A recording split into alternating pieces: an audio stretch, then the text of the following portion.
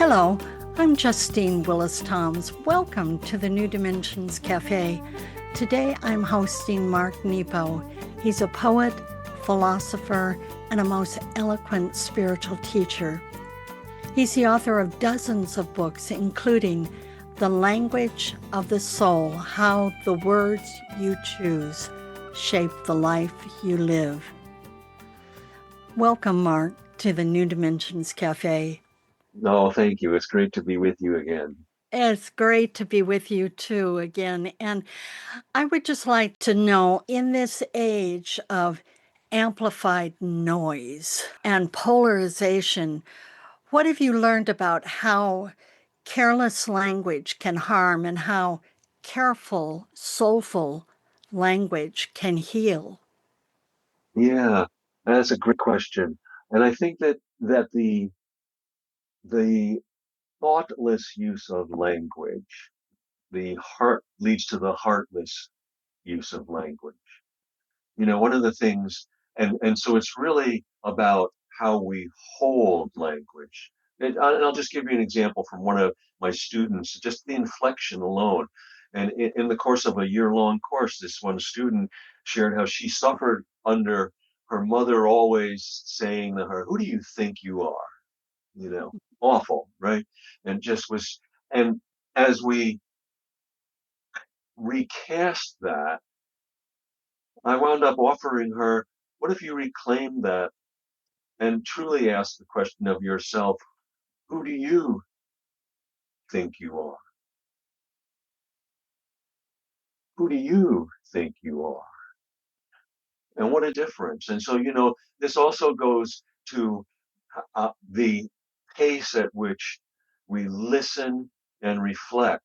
Things are so rapid in our time that we often, we're responding to things around the world before we've even digested them. And a lot of that reflection time was built in before technology. Not that we should not have technology, but we need to compensate and have that that pace recovered ourselves. So, for instance, I was astonished to learn that when Lincoln gave his second inaugural, which he hand wrote, the wonderful, very poetic one that has the better angels of our nature in it, it was copied by scribes and it was shared around the country by Pony Express.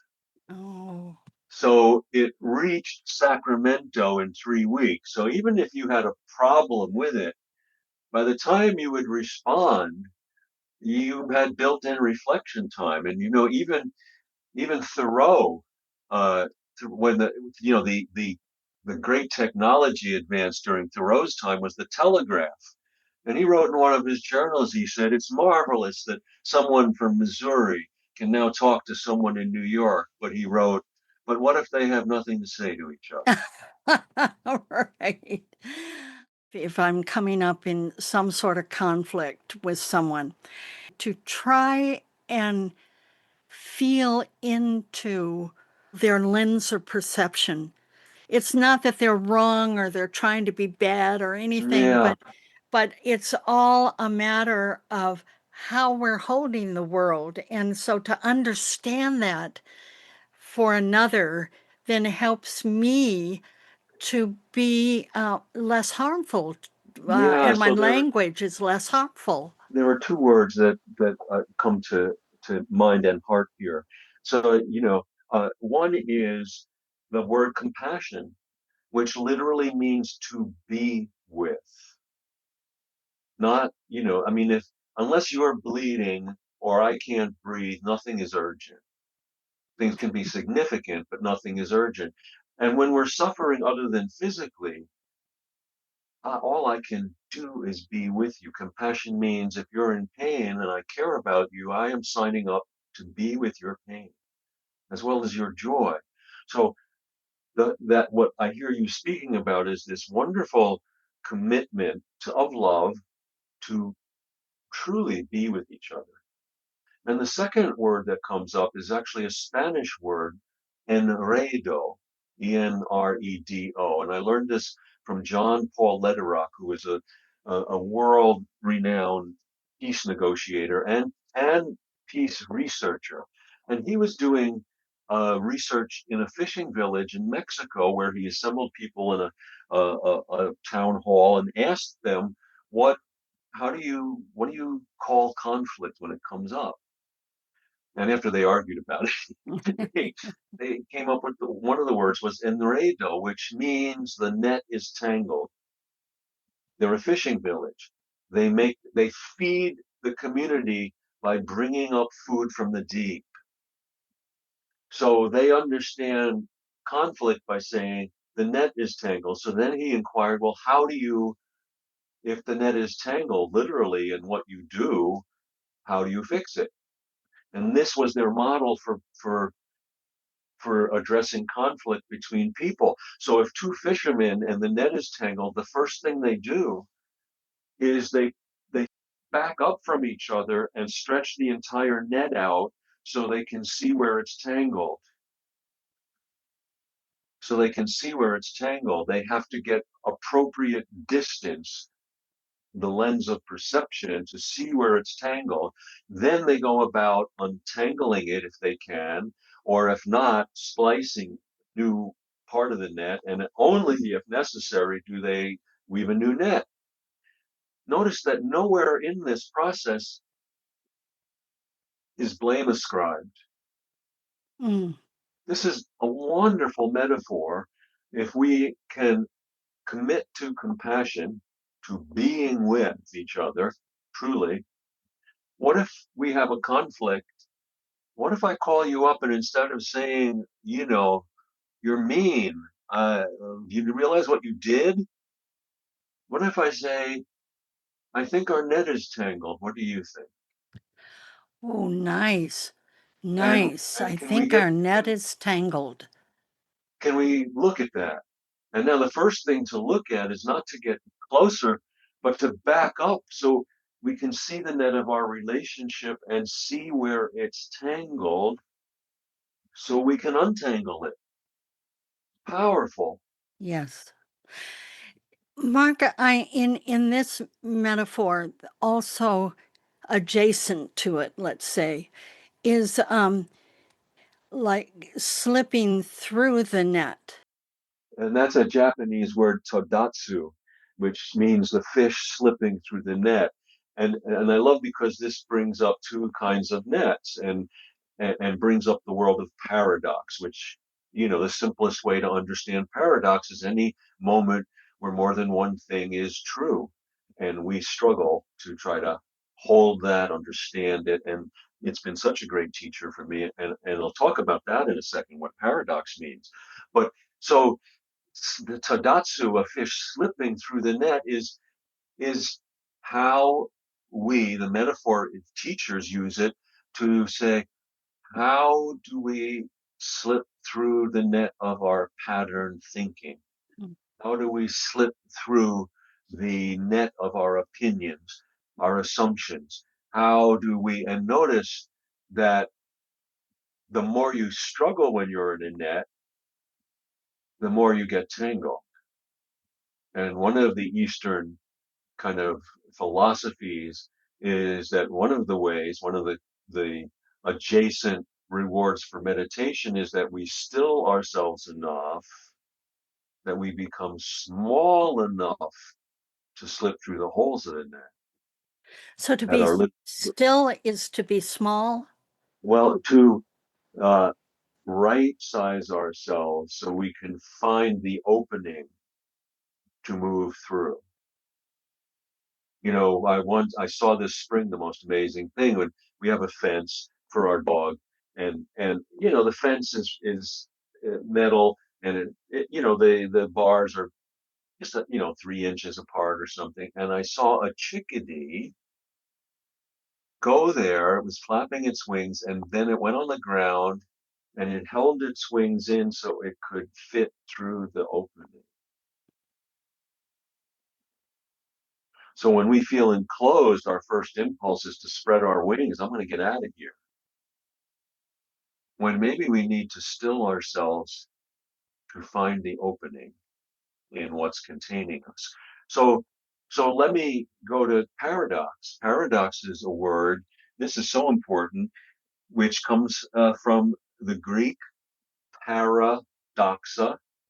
Para means beyond, doxa means opinions or belief.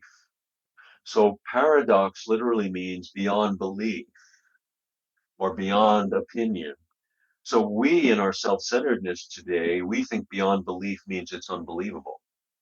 No, paradox, it means beyond the rim of what we already know, that there is more to know beyond the rim of what is already believed. So can we move beyond the fence of our own opinions? And that's where paradox opens us to greater teachings. And this reminds me of, and it made me really smile, a Japanese word, tsundoku. This was a word that my dear friend Rich Frankel uh, shared with me as the book was going to press, and I had to include this word. And then it was like finding where can I add this thread to the tapestry that's already woven. So this word, which started in the late 19th century as actually a sarcastic word, a harmful word that was that was intended, it means all the books around you haven't read. And it was intended to be a jab at kind of arrogant teachers or scholars. And it was like, yeah, well, you probably don't know you didn't read all those books you carry around you or that are around you. But in the last 100 or so years, this is a word, where most of word origins are greater or larger and they've been eroded. This is a word that actually has grown in its meaning, which is so fascinating. And so what it has come to mean is the presence of all those voices of what you haven't read are still a support, are still encouraging you, impacting you. And the way I understand it, being a poet, is when you walk through a forest, you take a walk in the woods, you can't touch every tree. You may touch one or two, but the presence of all those trees is still offering you peace and wholeness. And likewise, I have all these books behind me. I haven't read all of them. You know how that is. You buy a book, I have to have this book, and then you wait for when you're supposed to read it. And I'm sure I'll read more of them. I may not read some of them while I'm alive, but the voices of them, because every book is a voice witness. That was literally by a person like you and I who are alive. So the voices of all the books I haven't read they greet me every day when I sit down to listen for the poems and the other chapters. And I love that. One of the words that we hear in our culture now more and more, it's an African word and concept, Ubuntu. yeah, it's a Zulu word that really was, it was Bishop Tutu who really brought it into the modern lexicon. And it means, I am because you are. I am a person because of other persons. And it speaks to the great fabric in all African culture that we are inextricably linked. I am because you are. And so we still become who we are, but no one, this brings up the paradox central to living. No one has been here who's you or me. No one can see what we see, feel what we feel, live what is before us but us. And no one can do it alone. And to counter this, one of the problems or aberrations in the West is our our insistence that we're independent, even to the fact that if you're not independent and self-reliant, that is a badge of courage, a mark of character. When the truth is, if anyone who's suffered anything, we are interdependent. We are interdependent. I am because you are, and we need that fabric of that word Ubuntu. and what that means. And so this brings up a custom that is also African from African Bushmen. And I actually end the Book of Awakening with this, that when someone historically, and still does today, if someone goes off to hunt or gather, or, when they come back and someone in the village first sees them, they point and say, I see you. And the person coming back being seen says, I am here. That greeting, that exchange, I think is at the heart of all therapy. I see you, I am here. And sometimes I need to say, hey, I'm here. So you remember and go, oh, I see you. And this leads to an important word I want to share. And then sometimes I've got to say, I'm here and you see me, and vice versa.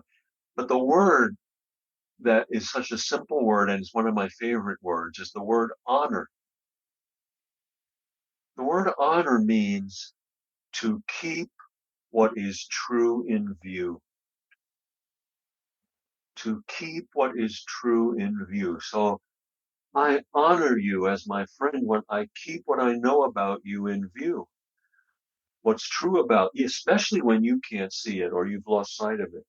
I honor life when I keep what I know to be true about life in view, or myself. Or as we're trying to do now in our society, keeping what we know to be true about the basic assumptions of freedom and community. We honor that by keeping what we know to be true in view. What a great word. I love it. I'm reminded also that you end the book and maybe even begin the book with the story of the Honeybird Guide.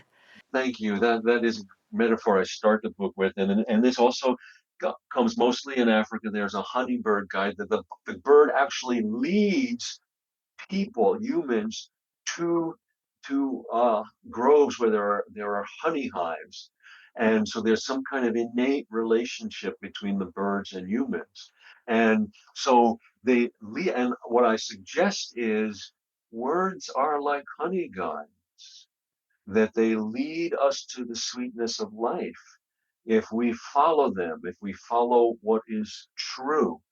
And so as I invite people at the end of the book, I come back to this and I invite you all to say, in the book and even just in your life, what are the constellation of words that have spoken to you, that have touched you, that might help you live?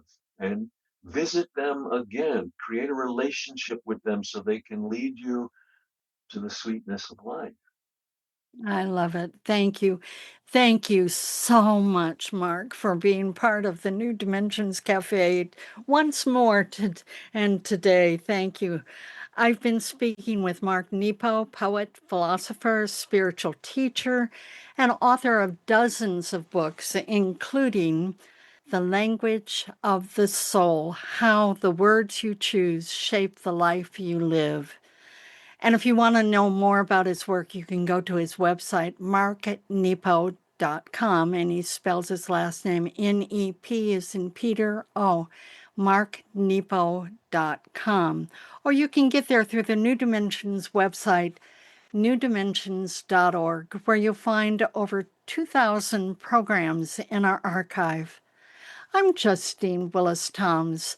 I want to thank you for joining us at the New Dimensions Cafe, and I invite you, please do join us again.